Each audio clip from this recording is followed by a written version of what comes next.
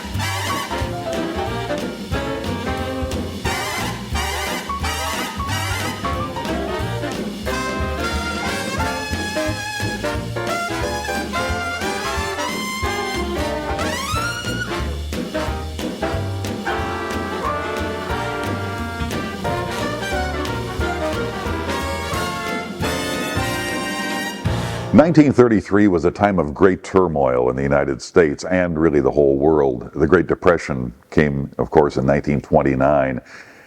Before the crash in '29, Packard sold that year 55,000 cars. It was a pretty good number of cars for a luxury model such as Packard. Their stock was trading at $196 a share. They were in the top of the world. But then the crash hit in October of '29, and everything started going downhill from there. And not just for Packard, but for every manufacturer of luxury cars. It was a time when people just did not have the money to spend on new cars. And really, the world hit bottom, and Packard hit bottom in 1933 when this car was made, when their stock was in 1933 selling for $2 a share, down from $196 to $2 in a little over 4 years' time. It was really, again, the bottom of the market for Packard, and they had to come up with something that people wanted to buy. And this was the result, the 10th series. As you know, Packard did not produce cars by model year, they called them series. This was the 10th series. It was introduced in January of 1933. It was a truncated model year. The 10th series was only built between January and August of 1933. So that means very few cars were produced. In total, production in 1933 was about 4,800 cars, and that's not just the 8-cylinder models. That's what used to be called the Standard 8, then the Super 8, and the V12, which had been introduced in 1932. So they went from 56,000 cars in 1929 down to less than 5,000 cars in 1933 in total. So 10% of the production of the pre-crash era was made in 1933. It really was remarkable that they were able to stay in business, and they did. They did sell about 3,000 of what became known as the Packard 8, this model of Packard 8. This is the sedan. They had 4 body styles on 127-inch wheelbase. This is the wheelbase of this car is 127.5 inches. They made a roadster, they made a coupe, a rumble seat coupe, a 5-passenger Victoria coupe, and this sedan. Again, 127.5-inch wheelbase. There were a lot of improvements made in 1933. Even though it was during a down year, Packard always tried to move ahead technologically. 320 cubic inch engine, 120 horsepower, which was up from about 110 the year before. And an X frame in this car, a steel X frame underneath, which made it more stable and, of course, didn't flex as much as the straight frames of the past. It also had of course, the Packard 8-cylinder engine, but had for this year introduced downdraft carburation, which was actually introduced in 1932, but on this car, EE2 Stromberg carburetor, and the big news was the automatic choke. You didn't have to pull the choke out on the dash anymore. It was automatically set when you started the car, and as it warmed up, the choke released by itself. So again, technological advances, really. The big feature of the year, really, cosmetically, was no draft ventilation. And that term actually was developed by Fisher Body, who was an arm of General Motors. And then all the General Motors cars in 1933, they introduced what was called Fisher no draft ventilation, which we later referred to as the wing window on the driver's and passenger side door in the front, which would rotate out and allow you cold air, cool air in the summer to come in, and it also would make smoke or other stagnant air inside the car move out.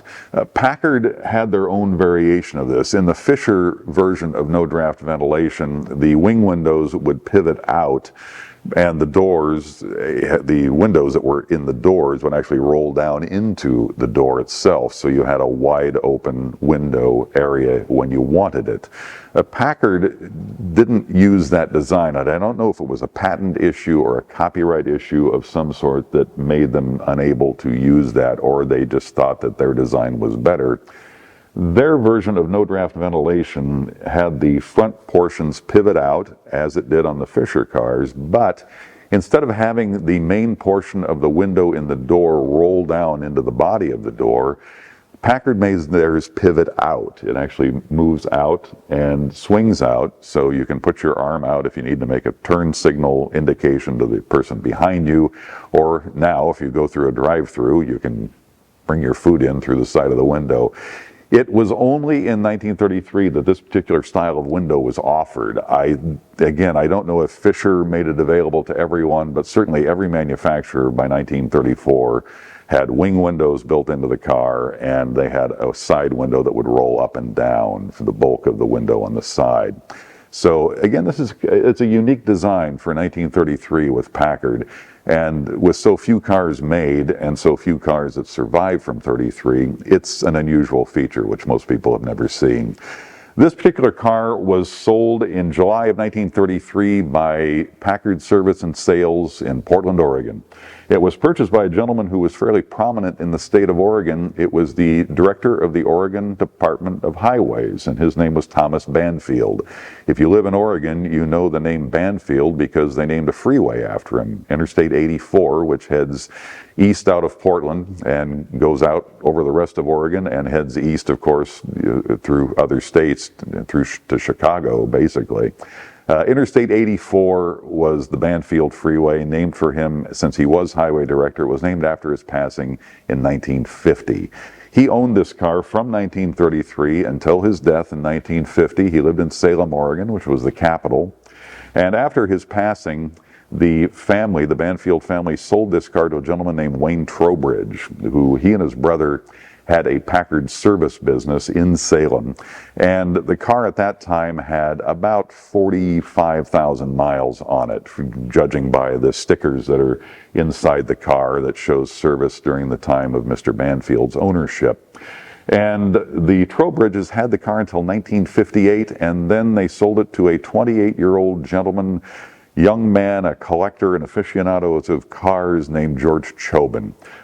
George loved Packards, and this was really among the first of many that he purchased over the years. At the time of his passing in 2022, he had 26 Packards. Most of them were classic era of this type of Packard. And George loved this car, and it was never fully restored. He really was a preservationist in a time when most people didn't preserve these cars in the first place. They were gone and put in the scrap heap. George preserved the car and did not want to really fully restore the car. It did have some paint done from looking at it. The hood, top of the hood at least, has been painted, and the cowl, and the fenders, and I think the wire wheels were painted also. But the bulk of the body of this car carries the original paint from 1933. The color is called Shervin Green. It's a Packard color, of course, from the factory. And it looks, in low light, it looks black, but in sunlight, it is a really beautiful deep green color, and it really is elegant on this particular car. So it's a color you don't often see, and I say it's just one of those things that really set it off. I think he also chromed the radiator shell and the bumpers too, but beyond that, I mean, that's not a full restoration, certainly. That's maintenance, really, to keep the car presentable, which is what he did. The interior in the car, though, is completely original, as it left the factory in 1933. The seats are great. They're in very good condition. The fabric is soft, it's supple, it's not brittle, it doesn't smell. The front carpeting is worn, very worn, but it has Packard mats over the top. The rear carpet is good. It has a folding footrest, and again, all the windows work. Everything really functions on this car. All of the gauges work within the dashboard, everything but the clock. And it's just really a neat survivor. It really just is a nice car. The work that we have done since it came to us here, we rebuilt the carburetor. It was leaking, which would be typical from a car that had not been used for many years. It now shows 49,000 miles on it, which means it had about 4,000 or 5,000 miles put on it since 1950, which is not a lot when you think about it. But it really is a car that is quintessential Packard. When you think of a Packard, a classic era Packard, it's this style of car you really think of. The only other thing I did too, I changed the headlights. One of the headlight bulbs was burnt out, and changed them to LED, which of course draw a lot less power and are really bright. So you can be seen at night and you can see where you're going. Other than that, we've kept it very much as it has been. There was no overt restoration done on the engine, nothing. It runs smoothly. It just is a really neat, low mileage original Packard. And if that's what you're looking for, this is it. It really is a neat car. I think we should take it out for a drive.